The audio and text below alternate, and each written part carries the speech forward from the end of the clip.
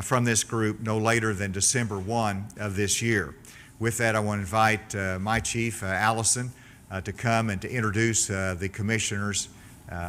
Allison. Thank you, Governor. This is truly an honor. Before I introduce the women and a man who was on the commission, I want to note that in the last 50 years, a lot has changed in Arkansas. The last commission report noted that in 1973, women's earnings were about 60% those of men here in the state. Today, that number is 80%, a significant increase, but not parity. And in 1973, there were only 5% of the governor's cabinet officials who are women. Governor, I'm proud to say that you have increased that percentage significantly with the number of 6 of your 15 secretaries being women. Of course, despite these gains, there is still much to do, and COVID has highlighted the need to address these persistent challenges. The Women's Foundation of Arkansas has done significant work in this and many other areas for the last 2 decades, and that work has accelerated in the last 5 years. From Girls of Promise that focus on bringing more girls into STEM careers, to providing entrepreneurial support and capital to women-owned businesses through the Women's Economic Mobility Hub, to the Tawana Bird Summer Internship Program, the WFA lives its mission to increase the economic viability of women and girls in Arkansas. As the Governor mentioned, this commission will develop actionable recommendations for the General Assembly and the Governor to consider, and I'm delighted to have WFA as our partner. With that, I want to note that Jill Floyd is here as the president of the WFA board, not a member of the commission, but as a member of our partnership. Jill, thank you for being here. And I know we have some of them behind me and some of them not, but Gayatri Agnew from Bentonville, Melly Bridewell from Lake Village, Dr. Sharice Childers from here in Little Rock, Tamika Edwards from Little Rock, Marie Holder from Little Rock, Dr. Sharice Jones Branch from Jonesboro, Kim Lane of Conway, Heather Larkin of Little Rock, Kathy Lloyd of Jonesboro, Beverly Morrow of Pine Bluff, Dr. Veronica Salazar of Arkadelphia, and Dr. Todd Shields of Fayetteville. And we are not going to let any moment go to waste, Governor. Our first meeting will be next Tuesday morning, and we look forward to presenting a report in December. Thank you. Let's give all the new commissioners a round of applause. Thank you all. Thank you. And with that, I'll let you all step aside there.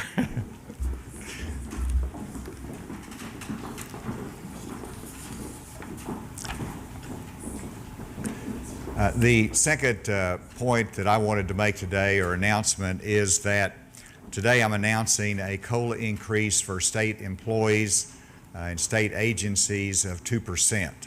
A little bit of history here.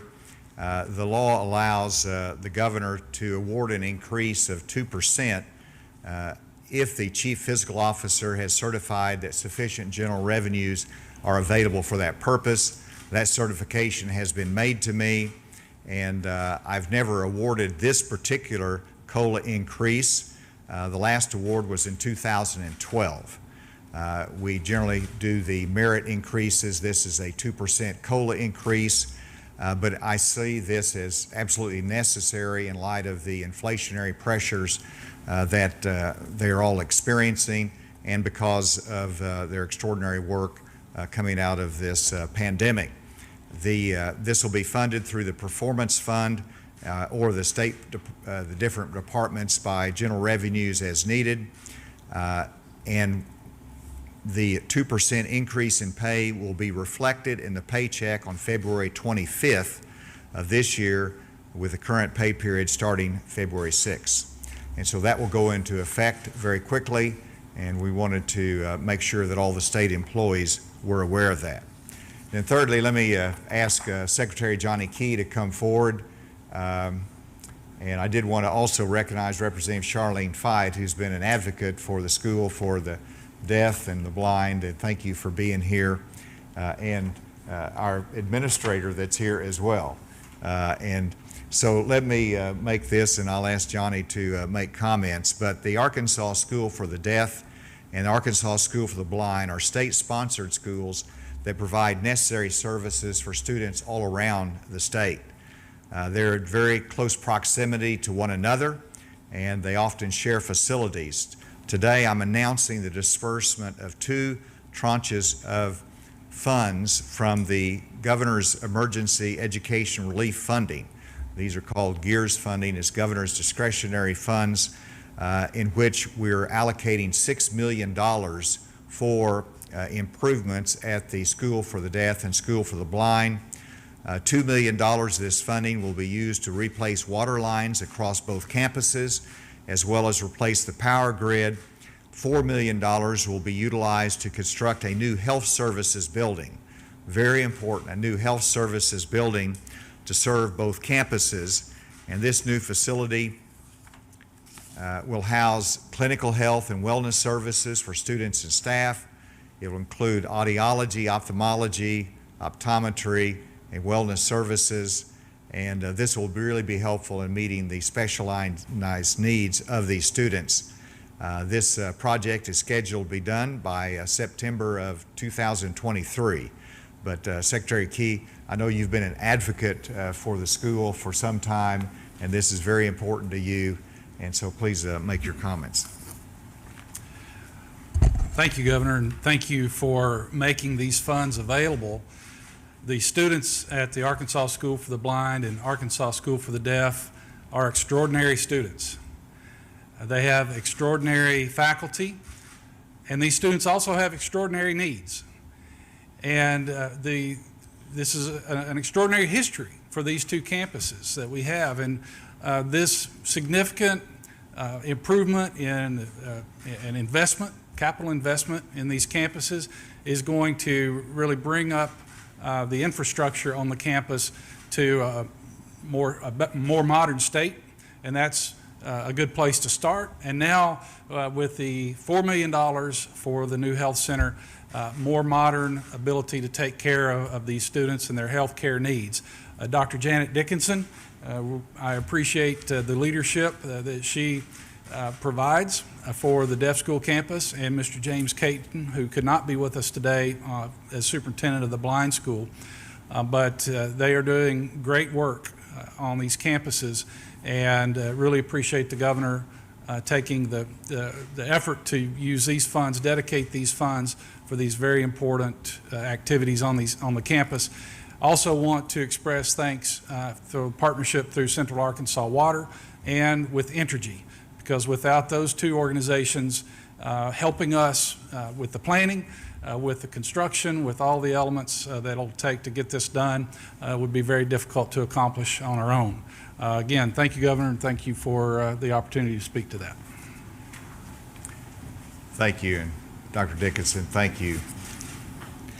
With that, let me go to today's COVID report. I'll invite Dr. Jennifer Dillahay to join me, and we'll have a little bit of news as we go through this as well. But first, let's go to the graphic that will give us where we are in our cases. As you can see, we have an increase of 1,149 cases in the last 24 hours. Our active cases continue to go down. Very sadly that we see 45 deaths, and again, that is the result of the high cases that we've had over the last month. If you'll go to the next one, we'll see that this is a good news piece, that our vaccination went up 4,000. We gave out 4,000 doses in the last 24 hours, which is a big jump from what we've seen in the last few days. And so we've had an additional 1,000 of Arkansans fully immunized. So to all the Arkansans out there, thank you for understanding the importance of it, the difference it makes to our state and to our community and individuals. And then we can see that our hospitalizations have gone down 73, which is a big drop, and those on ventilators as well. And then we wanted to break down, I asked the Department of Health to break down the deaths, because that's, we've had over 10,000 deaths in Arkansas due to COVID, and I wanted at least a breakdown of what's happened recently. So these are those who have died in the last month as of February 16th. So within the last month, you can see that we've had 619 total deaths. Of that, 467 or 75% were of the age of 65 plus. Just another emphasis on that's the most vulnerable population, and we need to continue to work to increase those vaccination rates in that age group particularly. But then you have 124, 45 to 64. You can see the breakdown, but that I know people have asked about where those deaths are coming from and different specifics on it, and this should be instructive. Next, we'll see the trend line, and you can see that we are getting down to where it was lower than in almost at the beginning of Omicron, not quite there yet. We want to get that hopefully as low as possible, but the trend line continues to go down. And then one that I always like to show is simply that the middle one is hospitalizations, that 80% of those hospitalized have not been fully vaccinated. On the deaths on the right side, 80% of those deaths that we've been reporting have not been fully vaccinated, and that should be sufficient room and reason to go ahead and get your first shots, get your booster shots as well. Then finally, because of where we are and the fact that we've been at this 2 years and the fact that we have been reporting on this daily, but the information flow is will continue through the Department of Health. And so each day, anyone that's interested can go to the Department of Health and get the same information on cases, hospitalization, deaths, all of the trend lines from the Department of Health. But we're going to be giving our COVID update once a week. So we're going to move to once a week on COVID updates, and Dr. Romero and I said when the hospitalizations go below 1,000, we're going to make that jump. And you see that below 1,000, the trend line looks good, and if we have to change it down the road, we will, but we're being very transparent for 2 years. We'll continue that transparency. It's easy to get that off the Department of Health website, but in terms of our daily reporting, we want to leave that to the Department of Health, except for my weekly report. With that, Dr. Delahaye, you'll get the last word.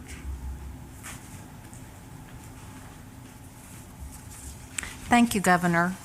I'd like to take this opportunity to strongly encourage people to not back off on the vaccinations at this point. We need people to be fully vaccinated as well as boosted. It's important to know that of the data that the governor showed, for the age groups, the 18 through 24 and the 25 through 44, no one who died in those age groups was fully vaccinated and boosted. And then for the 45 through 64 and the 65 and older, only a small proportion of those folks who died in those age groups were fully vaccinated and boosted. Last Friday, the CDC changed their guidance for booster doses. People may now get their booster dose as early as 3 months after they receive their primary vaccination series, so that makes it a little faster for people to become fully vaccinated and boosted. So I strongly encourage people to do that so that we're ready if we have another surge. Thank you. Thank you, Dr. Delahaye. And with that, we'll be happy to take any questions.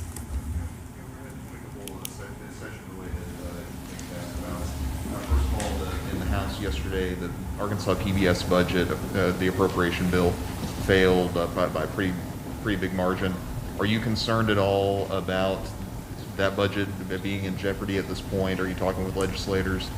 And secondly, wanted to see what you thought about the Texas-style abortion bans failing in the Senate and being tabled. Are you hoping that issue is done with, or are you concerned that might get wrapped up with debate over appropriations? First on AETN, I think they've done a really good job of modernizing the PBS Arkansas broadcast. And in terms of the budget, I would fully expect the General Assembly to do their responsibility and to pass the necessary appropriations for that important state contribution to that. It's not fully funded, but it's a significant contribution to Arkansas PBS. And I know that, different members use a hold for various reasons, and we respect that. But in the end, I expect that to pass, and I would certainly ask them to pass that budget. In terms of the Texas-style enforcement mechanism, this is a fiscal session which should reserve the legislation under our Constitution to to budget matters, and that would be outside the purview of that. And then secondly, I think there's a lot of wisdom in how the House and Senate have handled this, understanding that as pro-life as we are, we're the #1 pro-life state, but at this point, wisdom dictates that we should get additional guidance from the Supreme Court, which without any doubt will be coming by June of this year, based upon the Mississippi case that's on appeal. And so we will wait for that guidance and make judgments as necessary. And I think that was the thinking of the General Assembly. Just to clarify on what you were saying about the COVID updates, the Health Department is still going to be releasing numbers each day, but it's just not going to come through the governor's office. Is that what you're saying? Or? That's correct. Okay. And so every citizen can go to the Department of Health. They'll have that information on their website, and it just won't be done in a graphic form like we're presenting daily that I have through my own social media post. One other thing I wanted to ask about, there were some vaccine mandates that have started to take effect at UAMS and some other state entities. Do you think those have been effective in increasing the number of people who are vaccinated? And are you still concerned that that could create staffing issues at those entities? Well, I can't speak to UAMS. They'll have to address that separately, but I can speak to different state entities managed by the Department of Human Services, our care facilities, our human development centers, that the vaccination rates have increased dramatically, and they've worked very hard. But we've also had an effective exemption policy in place, which is important for the General Assembly, but it's historically been true in Arkansas that religious exemption or a medical exemption can be claimed, and so that process has worked fairly smoothly. We still have more time before the final cutoff time frame is set, but I've been very concerned about losing employees, but we've been working very hard with our employees, with our vaccination program, and hopefully in the end that'll have a reduced impact in terms of lost employees. We don't want to lose any. We're working hard to keep them. Does it cause you to reconsider being opposed to vaccine mandates generally, or how do you reconcile those? No, I mean, I just wrote a letter to the Prime Minister Justin Trudeau of Canada and to the President of the United States saying they need to lift the vaccine requirement for cross-border travelers, truck drivers. And so I've consistently said we need to give the private sector the authority to make decisions for their workplace, but this is not a time for government mandates. And I think that's been proven ill-advised by the courts that have held most of the mandates unconstitutional. And in terms of the state, clearly if you have a mandate, the vaccination rate will go up some, but it's at what cost, and is it necessary, and what resistance does that build out in society? We're seeing our vaccination rate go up, and I don't believe it's because of mandates. It's because of more education, and people are not feeling the pressure of government, but they're making the right decision for themselves. Any other questions? The 2% COLA for state employees, that's just executive branch employees? That's correct. So that would not include the independent agencies, would not, so it would be the agencies that report to me. So how much is that going to cost, and does that mean they won't, is that in lieu of a merit raise, or are they still potentially going to get a merit raise? It is not in lieu of a merit raise, so that's still would be handled in the normal way in consideration of that time frame. So this is a special one-time COLA raise because of the cost, the inflationary impacts, and then and in terms of the cost, we'll have to get that to you, the specific cost of that, and that will be absorbed by their state agency budgets. If there's a shortfall, we have a performance fund that can cover that. Yes. Is there an expected completion date for the upgrades at the Arkansas School of the Deaf and the Blind? And I guess how long is expecting for construction of the new medical center? Secretary Key, do you have that?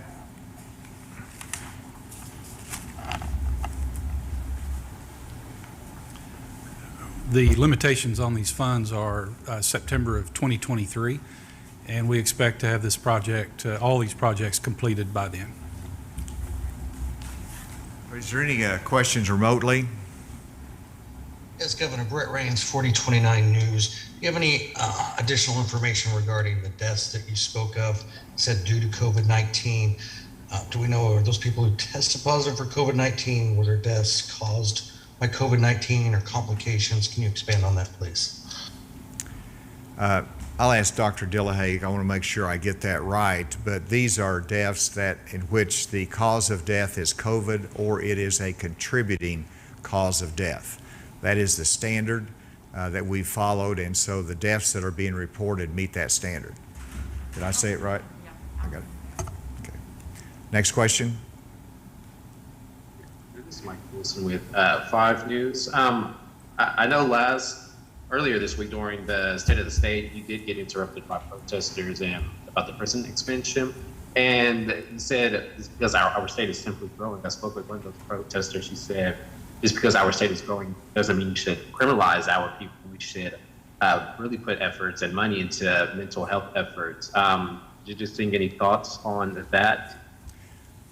Well, I think I got the gist of the question. And so the need for expanded prison space can simply be explained because we have 2,300 state prisoners in county jails that we don't have room for. So it's not reflecting a change in incarceration policy. It's reflecting the fact that we don't have any place to put our prisoners now, and we need that kind of space. We want to eliminate that backup. In terms of mental health services and other needs that our prisoners have, but also those that are in reentry programs, there's always more to do there, but we have invested reentry programs. We've invested on the front end on drug treatment courts. I announced that we're going to be funding 2 additional drug courts, which are alternatives to incarceration. So you can do 2 things at the same time: provides alternatives to incarceration, rehabilitation efforts, mental health services, and at the same time not have this backup in the county jails, which is the reason we're expanding that space. Thank you very much for your attention to these important announcements today. And I would like to invite our commissioners back to the podium. I would like to have a picture with you before we adjourn today. Thank you very much. Well, that was Arkansas Governor Asa Hutchinson and other state leaders giving a live update. Now, a quick recap of what they mentioned. The governor says he's enacting a 14-member commission centered around female labor force participation. Now, he also mentioned a one-time cost of living pay increase for state employees of 2%. He's also releasing $6 million of education funds for the School for the Deaf and Blind. All right, now let's take a look at the latest COVID-19 numbers coming out of the governor's announcement. You can see here the total going up just a little over 1,100. Active cases dropping by almost 500 there. Now the deaths going up 45 at this time. Hospitalizations, though, dropping down by 73. Also, those who are on ventilators going down by 13 in the use. And of course, we'll have more coming up today on your 5 News First at 4. More from the governor's announcement. But for now, we'll go ahead and send you back to your regular programming.